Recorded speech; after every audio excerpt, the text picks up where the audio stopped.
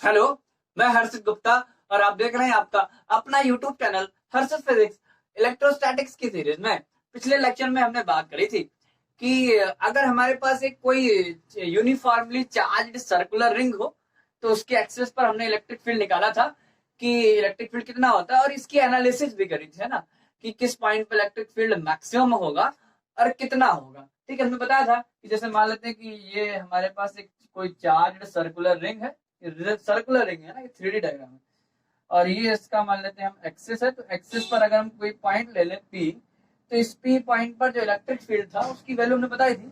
अगर मान लें इसके सेंटर से जो पॉइंट है इसकी जो डिस्टेंस है वो एक्स है, और इस रिंग की जो रेडियस है वो ए है, और इस ये चार्ज रिंग है ना, ये रिंग क्या है, चार्ज है, और इस पर जो टोटल चार्ज है उस चार्ज की जो वैल्यू अगर हमने क्यू मान लें, तो इस पॉइंट पर जो इलेक्ट्रिक फील्ड की वैल्यू निकली तो उसका फॉर्मूला हमारे पास आया था E equal to 1/4 pi epsilon naught Q into x upon a square plus x square की होल पावर 3/2। ये हमने निकाला था पिछले लेक्चर्स में, आप देख सकते हैं ना, पिछले 2 लेक्चर्स में आप इसको देख सकते हैं। ठीक है, तो आज हम उसी के आगे बात करने जा रहे हैं कि अगर हमारे पास एक कोई चार्ज्ड डिस्क हो जाए, रिंग की बजाय क्या हो जाए, डिस्क हो जाए। ठीक है, यूनिफॉर्मली चार्ज्ड सर्कुलर डिस्क हो जाए और उसके एक्सेस पर हमें क्या निकालना है, इलेक्ट्रिक फील्ड इंटेंसिटी निकालनी है। ठीक है, तो इसको समझते हैं, ऐसे ही मान लेते हैं। जरा ये देखो, ये है डिस्क, ठीक है, और ये सर्कुलर है और यूनिफॉर्मली चार्ज है, एक जैसा हर जगह इसमें चार्ज डिस्ट्रीब्यूट है। और ये मान लेते हैं इसका सेंटर है, और इसके सेंटर के ये मान लेते हैं कोई एक्सिस है इसकी, तो इस एक्सिस पर मान लो यही एक पॉइंट है। ठीक है, यहाँ यहीं पर मान लो, तो यहाँ पर एक कोई पॉइंट है, इस पॉइंट पर हमें क्या निकालना है, इलेक्ट्रिक फील्ड इंटेंसिटी निकालनी है। ठीक है, तो ये आज का हमारा टॉपिक है कि अगर हमारे पास कोई यूनिफॉर्मली चार्ज सर्कुलर डिस्क हो तो उसके एक्सेस पर इलेक्ट्रिक फील्ड कितना होगा। ठीक है, अच्छा एक चीज और बता दें भाई, ये डिस्क जो है, ये डिस्क पहली बात तो कंडक्टर नहीं होगी, है ना।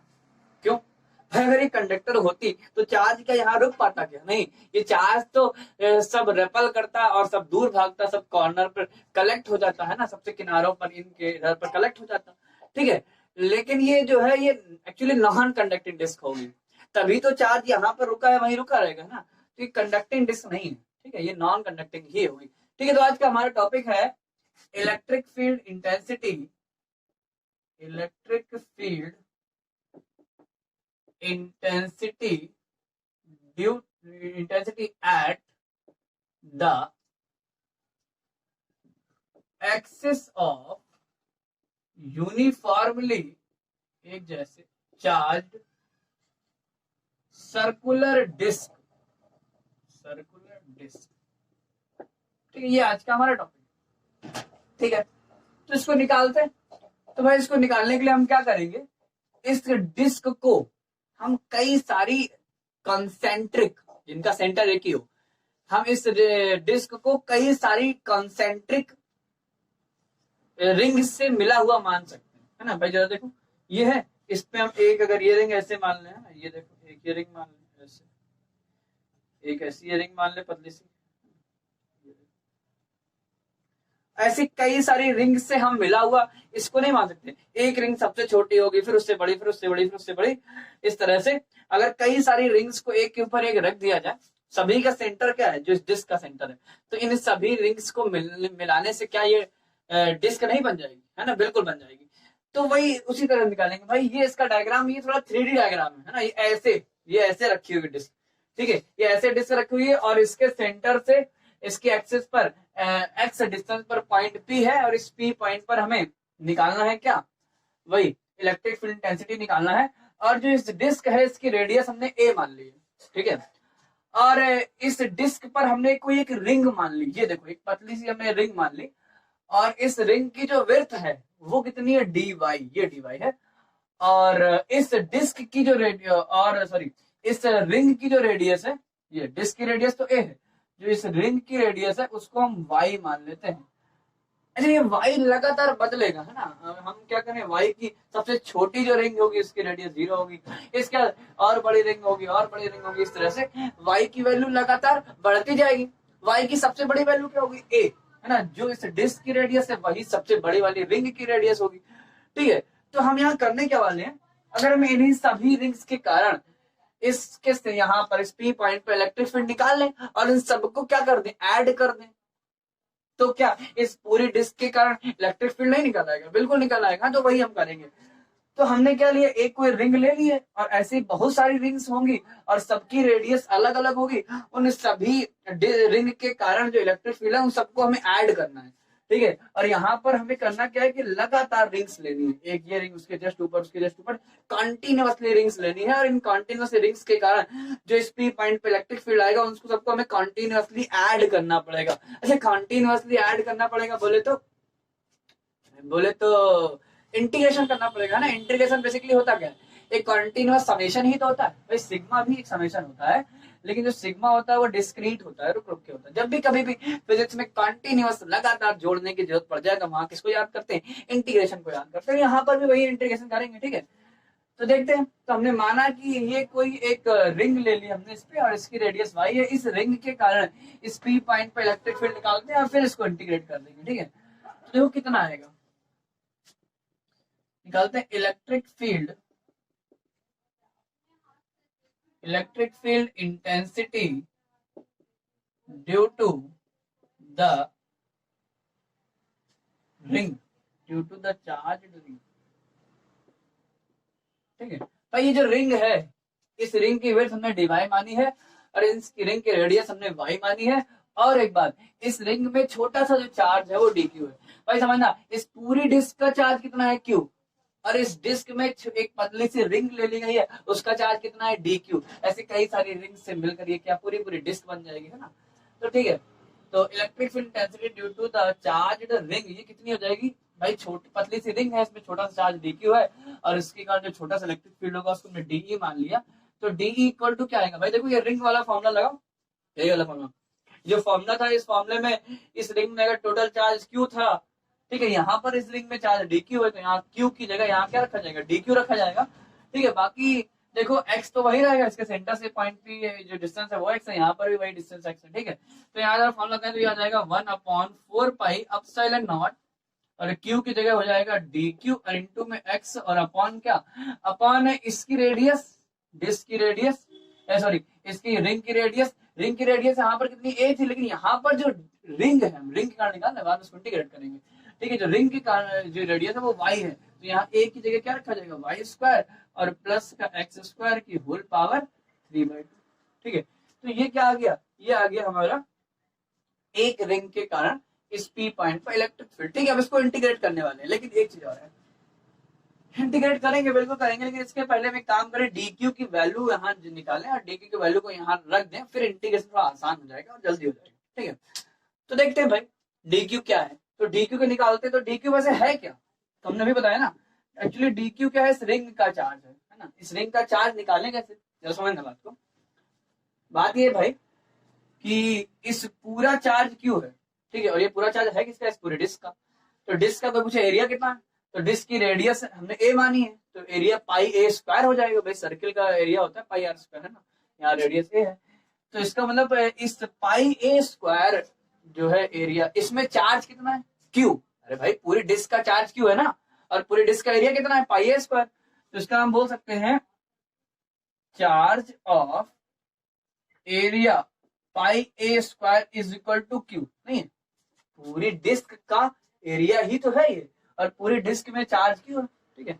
तो अगर हम कहें कि चार्ज ऑफ यूनिट एरिया निकालो, यूनिट एरिया है ना, तो ये आ जाएगा कितना, q upon pi a square, ठीक है। अब समझना भाई, अगर ये समझे जो डिस्क, ये जो रिंग है, इस रिंग का एरिया कितना है, जो हमने एक रिंग मान ली, इस रिंग का एरिया कितना, अगर इस रिंग को हम यहाँ से ऐसे काट दें और काट के इसको सीधा कर दें, भाई मान लो यहाँ से इसका पतली सी रिंग निकाल ली गई, और रिंग निकालने के बाद हमने क्या कर, इसको सीधा कर दें, तो ये जरा सीधा करेंगे जिस तरह से, ऐसे जो ऐसे ये चीज भाई पतली सी स्ट्रिप होगी पट्टी टाइप की, ठीक है, और इस रिंग को यहाँ से काटा गया और ऐसे सीधा कर दिया गया, तो क्या है, रेक्टेंगुलर शेप में बन जाएगा। भाई अगर इसका एरिया निकालें तो जरा देखो, इसकी विड्थ हमने मानी है, कितनी मानी है, ये देखो हमने ये विड्थ हमने देखो यहाँ मानी कितनी है, dy, तो ये तो विड्थ इसकी dy हो जाएगी, ठीक है। और इसकी लेंथ कितनी होगी, जो है इसकी लेंथ, भाई इस रिंग की जो सरकमफेरेंस होगी, परिधि होगी, वही तो इसकी लेंथ होगी, है ना। भाई क्या किया हमने, अगर हम इसको, इस रिंग को अलग से काट के सीधा कर दें, ये सर्कुलर है, इसको सीधा कर दें, तो जो इसकी लेंथ आएगी वही तो होगी जो इसकी सरकमफेरेंस होगी। और इसकी सरकमफेरेंस है कितनी भाई, अगर हमें पता है ना सरकमफेरेंस का फॉर्मूला 2 पाई r होता है, और यहाँ रेडियस कितनी है y है रिंग की, तो ये लेंथ कितनी हो जाएगी 2 पाई y हो जाएगी। ठीक है, ये हो जाएगी। तो अगर तुझे इसका एरिया बताओ तो भाई ये रेक्टेंगुलर शेप में है, तो लेंथ इंटू विड्थ एरिया होता है ना 2 pi y into d Y. तो अगर यूनिट एरिया का चार्ज इतना है तो इस एरिया का बोले तो रिंग का मतलब 2 pi y into d y area का जो चार्ज होगा वो आएगा q upon pi a square और इंटू क्या a स्क्वायर इंटू में 2 pi y into d y. ठीक है, यही तो आएगा, तो ये आ जाएगा। अच्छा, यही चार्ज हमने क्या माना है, ये dq माना है ना, तो यही एक्चुअली dq की वैल्यू है। तो ये जो dq इक्वल टू आया वो आया q upon pi a square into 2 pi y। अच्छा, इसको काट ही दो भाई, है ना, इसको थोड़ा सा सॉल्व कर लो भाई। अगर इसको हम काट दें, पाई से पाई काट दो, तो पाई से पाई काट दें तो ये क्या आ जाएगा, एक्चुअली ये dq की जो वैल्यू है वो आ जाएगी 2qy और अपॉन a स्क्वायर और इंटू कितना dy। देख लो, यही तो आएगा, 2 आएगा, q आएगा, y आएगा upon a square into dy।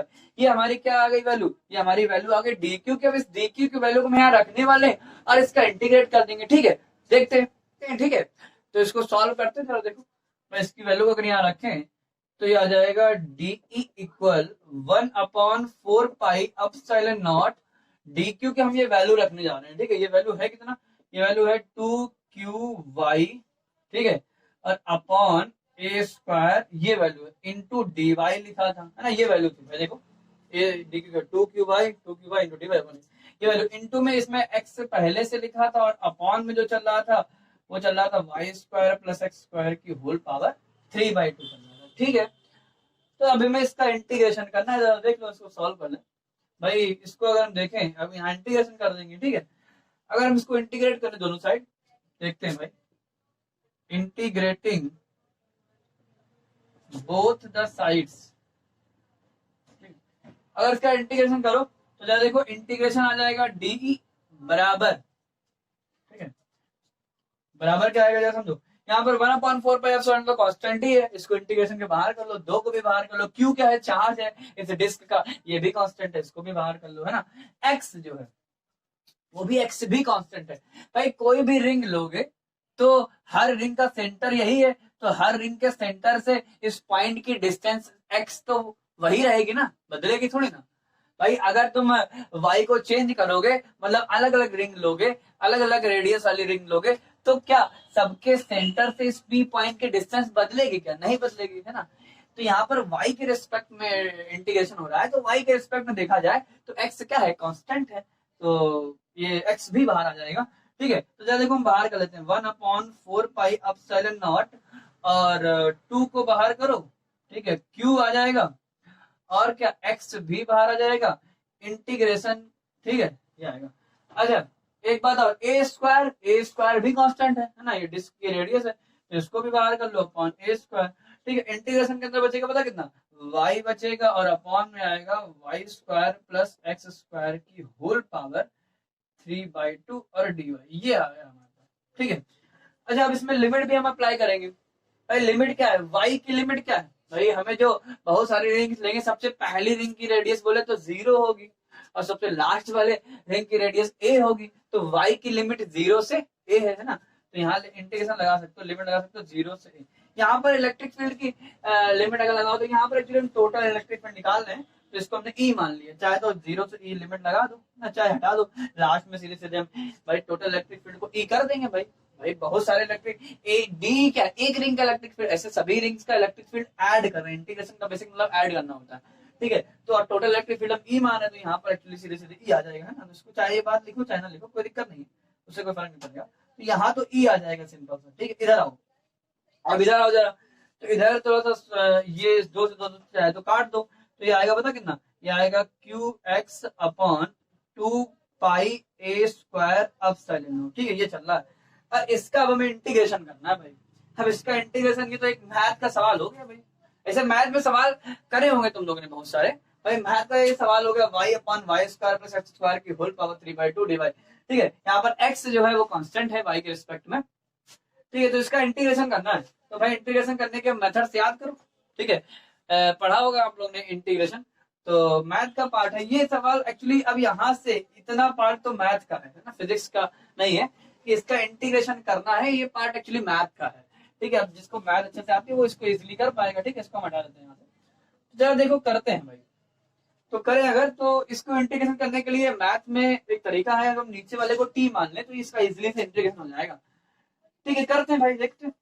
तो जरा देखो एक काम करते हैं, इसके लिए हम क्या करें, इसको अभी तो इसमें ऐसा लिख देते हैं। ठीक है, वहां से इंटीग्रेशन कर देंगे, ये लिख दिया, ये है, ये लिख दिया, और ये आएगा कितना, 0 से a लिमिट है, और ये लिखा है y upon y square plus x square की होल पावर 3/2 और डिवाइड। ठीक है, अब इसका इंटीग्रेशन कर रहे हैं और बाकी तो वैसे लिखा रहेगा। तो जरा देखो ई इक्वल आया, ये तो वैसे लिखा रहा भाई। इसका इंटीग्रेशन करने का एक काम करो, इस y square plus x square को टी मान लो पहले तो। ठीक है, y square plus x square को हमने क्या मान लिया, टी। तो जरा देखो अगर हम इसको डिफ्रेंशिएट करें तो आएगा कितना, इसको y के रेस्पेक्ट में डिफरेंशिएट करोगे तो क्या आएगा, देखो वाई स्क्वायर का 2y हो जाएगा और एक्स स्क्वायर का 0 हो जाएगा, कांस्टेंट है ना, और बराबर में dt अपॉन dy हो जाएगा, dy के साथ मल्टीप्लाई हो जाएगा, है ना। तो सीधे से हम लिख सकते हैं क्या, 2y इंटू dy बराबर कितना, dt। ठीक है, तो y dy की जगह क्या लिख सकते हैं, जरा देखो y और dy की जगह हाफ dt लिख सकते हैं, dt/2 लिख सकते हैं। तो यहाँ लिख दो जरा। ठीक है, हाँ dt/2 कर देते हैं, क्या आएगा, इक्वल टू आएगा q into x upon 2 pi a square, और अपसाइलन नॉट लिखा ही था, लिखा है इंटू 1/2 आएगा भाई, y इंटू डिवाई के लिए 1/2 dt रख रहे हैं।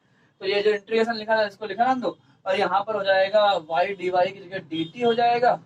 ठीक है, और नीचे क्या हो जाएगा, इसको हमने t माना है तो ये हो जाएगा t की पावर 3/2। ठीक है, ये हो जाएगा भाई, देख लो। ठीक है, अब जरा देखो, अब हमें इसका इंटीग्रेशन करना। अच्छा, हमें इसकी लिमिट भी चेंज करनी पड़ेगी भाई, लिमिट अभी तो y में थी ना, अब ये लिमिट t में करनी पड़ेगी। काम करो, चाहे तो लिमिट यहाँ चेंज कर लो, या फिर एक काम कर सकते हो, इसका इंटीग्रेशन कर लो और इसका t को फिर से y में कन्वर्ट कर देना और लिमिट वही रहेगी, है ना। अगर इंटीग्रेशन करने के बाद क्या करना, t की वैल्यू वगैरह रख देना और इसका लिमिट वही लगा देना। चाहे तो लिमिट अभी चेंज करो, चाहे जो कर लो भाई, हम यहाँ पर यही कर देना कि हम इसका इंटीग्रेशन कर देना, बाद में इस t की वैल्यू रख देंगे y के टर्म्स में, और इसके बाद लिमिट हम यही यूज कर देंगे। ठीक है, तो यहाँ जरा कर दो, तो भाई t की पावर 3/2 इसके ऊपर जाएगा तो -3/2 हो जाएगा। इसका इंटीग्रेशन करोगे, x की पावर n का इंटीग्रेशन का फॉर्मूला लगाओगे, x की पावर n+1 अपॉन n+1। ठीक है, तो यहाँ यूज करते हैं भाई, देखो इक्वल टू आएगा, यहाँ पर आएगा q इंटू एक्स अपॉन ये हो जाएगा 4 पाई और a स्क्वायर। ठीक है, और अब साइलेंट नॉट। ठीक है, और इंटीग्रेशन कर दे क्या, सीधे से कर ही देते हैं इसका इंटीग्रेशन। ठीक है, t की पावर -3/2 +1 अपॉन -3/2 +1। ठीक है, ये आएगा t की पावर -3/2 का मतलब हो गया माइनस का हाफ, -3/2 +1 कितना हो जाएगा, माइनस का हाफ।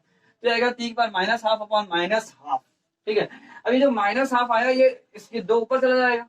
ठीक है, और माइनस बाहर कर देते हैं, तो देखना क्या आएगा, तो ये आएगा इक्वल टू में 2, इसका जो हाफ है इसका दो ऊपर लेगा तो ये जाएगा 2qx upon 4 pi a square epsilon not. ठीक है, अच्छा एक बात और है, ये माइनस भी तो आएगा तो इस माइनस को ना कर लो। ठीक है, बचेगा क्या, देखो बचेगा यहाँ पर t की पावर -हाफ बचेगा। ठीक है, t की पावर -हाफ को नीचे लाओगे तो t की पावर +हाफ हो जाएगा, t की पावर +हाफ का मतलब हो गया √t, नहीं हो गया, तो इसको हम लिख सकते थे क्या, 1/√t। ठीक है, अब एक काम करो, चाहे तो t की वैल्यू रख दो और फिर लिमिट भी लगा दो, तो t की अगर हम वैल्यू यही रख दें जो मानी थी हमने। ठीक है, तो क्या आएगा, इक्वल माइनस का 2qx upon 4 pi a square epsilon not. ठीक है, और यहाँ पर अगर हम t की वैल्यू रखें तो 1/√रूट के अंदर t की वैल्यू ये हमने मानी थी, देखो y square plus x square. ठीक है, और लिमिट अब वही लगा दो y वाली जो पहले थी 0 से a। ठीक है, अब इसको सॉल्व कर देना है तो एक बार y की जगह अपर लिमिट रखेंगे, माइनस लगाएंगे और लोअर लिमिट रखेंगे। ठीक है, सॉल्व करते हैं। ठीक है, देखते हैं आगे भाई, इसको आप आराम से इतना नोट कर सकते हैं, इसमें कोई प्रॉब्लम हो तो इसको नोट कर लें। ठीक है, 1 मिनट का टाइम है।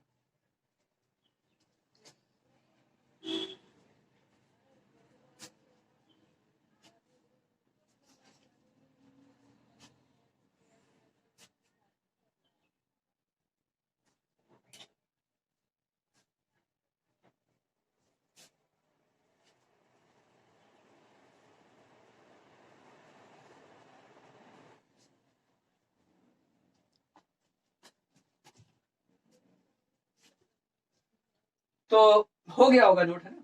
इसको और आगे बात करें, थोड़ा सा और बचा है, इसको देख लें। तो भाई अगर इस e की वैल्यू है ना, ये इसको लिमिट यहाँ पर हमें क्या करना है, इसमें लिमिट अप्लाई करनी है, ठीक है। तो इसको करते हैं, देखते हैं आगे क्या आता है।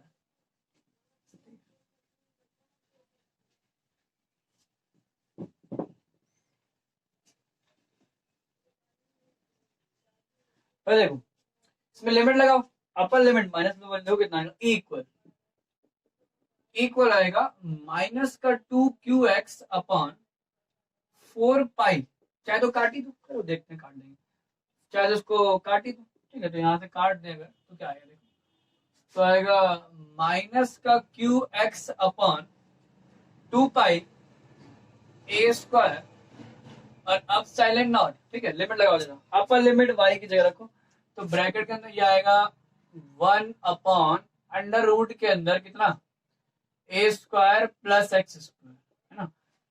y की जगह रखना है ए, माइनस लगा दो, लोअर लिमिट y की जगह रखना है कितना, 0, y की जगह 0 का मतलब कितना आएगा, तो ये आएगा 1 upon under root x square, और जब एक्स स्क्वायर रूट से बाहर आएगा तो ये हो जाएगा 1 अपॉन एक्स, ठीक है। तो ये आ जाएगा पता कितना, 1 अपॉन एक्स, ठीक है। लिमिट अपने अप्लाई कर दी।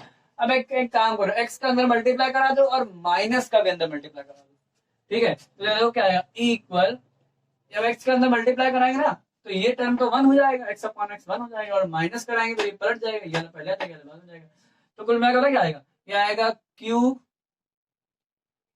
q अपॉन, ठीक है, q अपॉन आएगा 2 पाई ए स्क्वायर अब साइलेंट नॉट और इनटू में आएगा ब्रैकेट में 1 minus x upon under root के अंदर a square plus x square, ठीक है। ये आ जाएगा, तो ये हमारे पास फॉर्मूला आ गया, ये हमारे काम का फॉर्मूला, इसको याद रखना, ठीक है। कि अगर किसी डिस्क के सेंटर से, यूनिफॉर्मली चार्ज डिस्क है, उसके सेंटर से एक्स डिस्टेंस पर कोई पॉइंट है पी, तो इस पी पॉइंट पर इलेक्ट्रिक फील्ड इतना होता है, ठीक है। यहाँ पर क्यू क्या है, यहाँ पर क्यू इस डिस्क का टोटल चार्ज है, और ए इस डिस्क की रेडियस है, और एक्स क्या है, इसके डिस्क के सेंटर से उसके एक्सिस पर उस पॉइंट की डिस्टेंस है, ठीक है। बस ये बात है, तो ये हमारा आ गया फॉर्मूला, ठीक है। अच्छा अब थोड़ा सा इसमें और देख लेते हैं, थोड़ा सा और फॉर्मूला सिंपल कर लेते हैं। तो एक बात हम यहाँ यूज कर लेते हैं कि सरफेस चार्ज डेंसिटी वाला कॉन्सेप्ट थोड़ा यहाँ यूज कर लेते हैं। तो अगर मान लेते हैं कि इस जो डिस्क है उसकी हमें सरफेस चार्ज डेंसिटी दी है सिग्मा, ठीक है। तो सरफेस चार्ज डेंसिटी के बारे में हमने बताया है पिछले लेक्चर्स में, इस इलेक्ट्रोस्टैटिक्स के साथ तीसरे चौथे लेक्चर में बताया होगा, आप लोग देख सकते हैं, ठीक है। चार्ज डिस्ट्रीब्यूशन के बारे में हमने बताया, वहीं पर सरफेस चार्ज डेंसिटी और लीनियर चार्ज डेंसिटी और तुम्हारा वॉल्यूम चार्ज डेंसिटी, तीनों के बारे में हमने वहां पर अच्छे से समझाया था, ठीक है। तो सरफेस भाई ये एक सरफेस है ना, डिस्क का एक सरफेस है, तो इस सरफेस पर क्या होगी, सरफेस चार्ज डेंसिटी। तो अगर मान लें कि इस डिस्क की जो सरफेस चार्ज डेंसिटी है वो सिग्मा है, ठीक है। तो सरफेस चार्ज डेंसिटी का फॉर्मूला हम लोग को पता है, क्यू अपॉन ए होता है, क्यू होता है उस सरफेस का टोटल चार्ज और ए होता है उस सरफेस का एरिया, ठीक है। तो हम लिखते हैं if sigma is the surface charge density, surface charge density of the disc, ठीक है। तो हम क्या लिख सकते हैं बता, सिग्मा बराबर लिख सकते हैं क्यू अपॉन ए, ठीक है। क्यू इस डिस्क का चार्ज है और ए क्या है, इस डिस्क का एरिया। अच्छा एरिया निकाल सकते हैं, डिस्क कैसी है, सर्कुलर है, और सर्कल का एरिया पाई आर स्क्वायर होता है, यहाँ रेडियस ए है तो यहाँ क्या हो जाएगा, पाई ए स्क्वायर, देखो यही तो हो जाएगा, है ना, ये हो जाएगा सिग्मा बराबर Q upon pi a square, ठीक है। एक काम करो यहाँ रखी तो देखो Q upon pi a square, ये देखो इसकी जगह क्या रख सकते हैं, सिग्मा रख सकते हैं, फॉर्मूला थोड़ा और अच्छा लगने लगेगा, है ना, सिंपल हो जाएगा। तो जरा देखो ई का फॉर्मूला क्या आ जाएगा भाई, ई का फॉर्मूला आ जाएगा सिग्मा अपॉन 2 एप्सिलॉन नॉट और ब्रैकेट के अंदर आएगा 1 माइनस का एक्स अपॉन अंडर रूट के अंदर a square plus x square, ठीक है। तो ये आ गया। तो अगर ये हमारे पास एक कोई यूनिफॉर्मली चार्ज सर्कुलर डिस्क है और उसमें सरफेस चार्ज डेंसिटी सिग्मा है, तो उसके एक्सेस पर कोई पॉइंट पे इलेक्ट्रिक फील्ड इतना होता है, ठीक है। तो ये हो गया, ये भी फॉर्मूला हमारे बड़े काम का है, इसको याद रखना, ठीक है। अच्छा अब एक चीज और समझते हैं, थोड़ा सा और समझते हैं। तो अगर मान लो कि ये डिस्क बहुत बड़ी है, बहुत बड़ी है, मतलब काफी बड़ी, बोले तो इसका जो एरिया है इनफाइनाइट जा रहा है, इसकी रेडियस इनफाइनाइट को अप्रोच कर रही है, बहुत बड़ी डिस्क है, ठीक है। तो क्या करा जाए, तो वहां पर उसके एक्सेस पर इलेक्ट्रिक फील्ड निकालना हो तो कैसे निकलेगा भाई, देखो अगर हम मान लें इफ जो आर है या रेडियस है, या बोले तो यहाँ पर रेडियस में ए ली है, अगर जो इस डिस्क की जो रेडियस है मतलब ए, ये आप बहुत बड़ी हो, मतलब इन्फिनिटी टू टेन की एक तरफ टेंस करे, बहुत ज्यादा बड़ी हो, ठीक है। अगर ये पोजीशन होगी तो क्या होगा, तो भाई ये नीचे वाला टर्म तो इन्फिनिटी हो जाएगा भाई, ए स्क्वायर प्लस एक्स स्क्वायर, अगर ए इन्फिनिटी है तो फिर ये पूरा टर्म क्या हो जाएगा, इन्फिनिटी हो जाएगा। और ये अगर वन अपॉन इन्फिनिटी क्या होता है, जीरो होता है, तो ये पूरा टर्म क्या हो जाएगा, जीरो, और ये पूरा टर्म जीरो हो जाएगा, तो बताओ ई कितना आ जाएगा, तो ई आ जाएगा हमारा केवल और केवल आ जाएगा sigma upon to upside not, ठीक है। तो ये आ गया। तो अगर बहुत बड़ा एरिया है, बहुत बड़ी डिस्क है, तो उसके एक्सिस पर जो इलेक्ट्रिक फील्ड होता है वो sigma upon to upside not होता है, ठीक है भाई। अगर एरिया बहुत बड़ा है तो हमें उसकी शेप जो है वो भी क्लियर नहीं होगी, है ना। फिर वो चाहे डिस्क हो, सर्कुलर डिस्क हो, या फिर एक रेक्टेंगुलर डिस्क हो, है ना, रेक्टेंगुलर सरफेस हो, कुछ भी हो, तो उस सिचुएशन में जो किसी पॉइंट पर इलेक्ट्रिक फील्ड होगा वो is equal to sigma upon two epsilon naught होता है, ठीक है। इस बात को हम आगे एक चैप्टर है गॉस थ्योरम, उसमें प्रूव करेंगे। गॉस थ्योरम में एक हम इन्फिनिटी लॉन्ग, मतलब बहुत बड़े एरिया का कोई सरफेस लेंगे और उसके कारण हम किसी पॉइंट पर इलेक्ट्रिक फील्ड निकालेंगे, ठीक है। वहां पर यही आएगा इलेक्ट्रिक फील्ड, लेकिन वहां पर बड़े इजीली आ जाता है, गॉस की थ्योरम का यूज करके बड़े इजीली से ये निकल आएगा। यहाँ थोड़ा सा बड़ा हो गया, ठीक है, तो वहां पर बड़े इजीली से आ जाएगा, ठीक है। अच्छा, एक बात इससे यहाँ पर और समझ में आ रही है, एक बात जो समझ में आ रही है कि यहाँ पर जो ई निकला है वो तो एक्स पर डिपेंड ही नहीं कर रहा भाई, देखो एक्स तो है नहीं इसमें, एक्स है नहीं, है क्या, इसका मतलब ये हुआ कि चाहे पॉइंट यहाँ हो, यहाँ हो, यहाँ हो, जब भाई एक्स है ही नहीं तो क्या फर्क पड़ेगा, एक्स बदलेगा तो, ठीक है। पॉइंट कहीं भी इलेक्ट्रिक फील्ड तो यही रहेगा। तो इसका मतलब ये कि अगर कोई एक बड़ा सा हम सरफेस ले लें, चार्ज सरफेस, भाई इन्फिनिटी का मतलब फिजिक्स में बहुत बड़ी वैल्यू होता है, ठीक है। एक बड़ा सा हम सरफेस ले लें और वो यूनिफॉर्मली चार्ज हो, तो उसके कारण जो इलेक्ट्रिक फील्ड होता है वो यूनिफॉर्म होता है। यूनिफॉर्म मतलब एक जैसा, मतलब अलग अलग पॉइंट पर इलेक्ट्रिक फील्ड एक ही रहेगा। आगे बढ़ते जाओगे तब भी इलेक्ट्रिक फील्ड क्या रहेगा, बराबर रहेगा, बदलेगा नहीं, है ना। भाई कोई पॉइंट चार्ज देते हैं उससे इलेक्ट्रिक फील्ड कम होता रहता है, जैसे कोई पॉइंट चार्ज है उसके कारण जो इलेक्ट्रिक फील्ड होता है वो कितना होता है, इज इक्वल टू 1/4 आर बढ़ता रहेगा तो इलेक्ट्रिक फील्ड कम होता रहेगा। लेकिन यहाँ पर ये कुछ नहीं है, यहाँ पर इलेक्ट्रिक फील्ड तो डिस्टेंस पर डिपेंड ही नहीं कर रहा है, ठीक है। तो ये इलेक्ट्रिक फील्ड कैसा है, यूनिफॉर्म इलेक्ट्रिक फील्ड, एक जैसा हर जगह रहेगा, ठीक है। तो इस तरह से मतलब इससे जो लाइंस निकलेंगे, इलेक्ट्रिक फील्ड लाइंस होंगी वो पैरेलल होंगी, ठीक है। यूनिफॉर्म इलेक्ट्रिक फील्ड को रिप्रेजेंट करती है कौन, पैरेलल इलेक्ट्रिक फील्ड लाइन, ठीक है। तो इसकी जो इलेक्ट्रिक फील्ड लाइन होगी वो ऐसे पैरेलल होगी इस तरह से, ठीक है। तो ये हमारा हो गया एक charge, uniformly charge circular disc के कारण उसके एक्सिस पर electric field. Thank you for watching.